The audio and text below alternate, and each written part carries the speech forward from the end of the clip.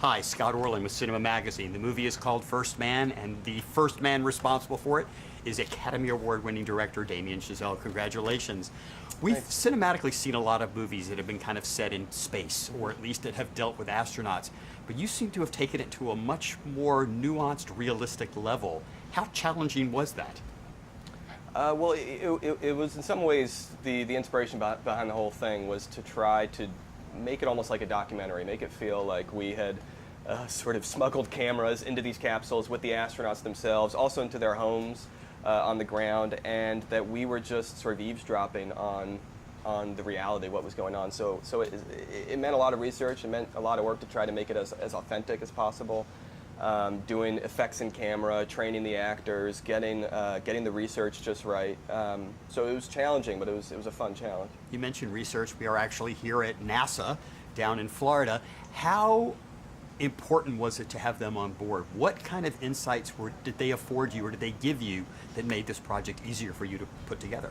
Well, you know, as Ryan has said as well, I've never had more support and help on a project than this. NASA was incredibly helpful. I mean, it all started with Jim Hanson's book, which is an incredible book, First Man, about Neil, and a very respected book among the NASA community. So I think Jim Hanson sort of helping me and Josh Shinger, our screenwriter, along, really helped open doors, not just to NASA, but also to people who knew Neil personally, his family, his sons, his ex-wife Janet, his childhood friends, his sister. I mean, just people who were able to shed light for us on Neil.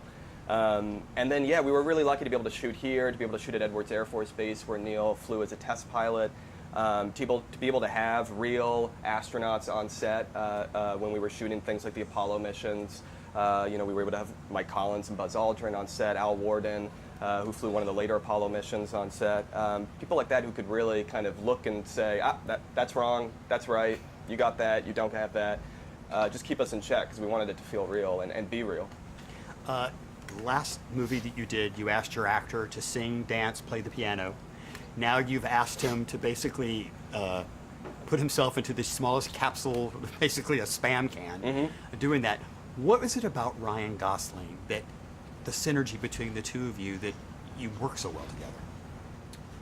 Well, I think, you know, he's one of the few actors who's not only willing to do all those things, but takes it all the way. You know, takes it upon himself to learn everything that his character would know. And I think that's a real, I mean, it's a gift for me as a director to be able to work with an actor like that. I mean, right from the get-go when we were working on this movie, he was flying to Ohio to spend time with Neil's family where he grew up there. He was taking flying lessons. He went to a sort of astronaut boot camp at NASA. He was taking on all this research himself in addition to what Josh and I were doing.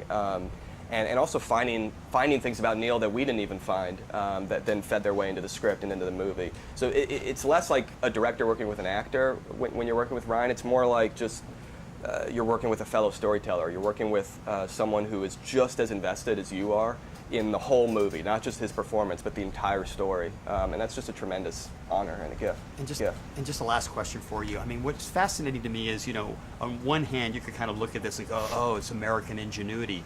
But there's a really story about human persistence, about the imagination that if you dream it, you can deliver it. Yeah. So what did you learn about that process?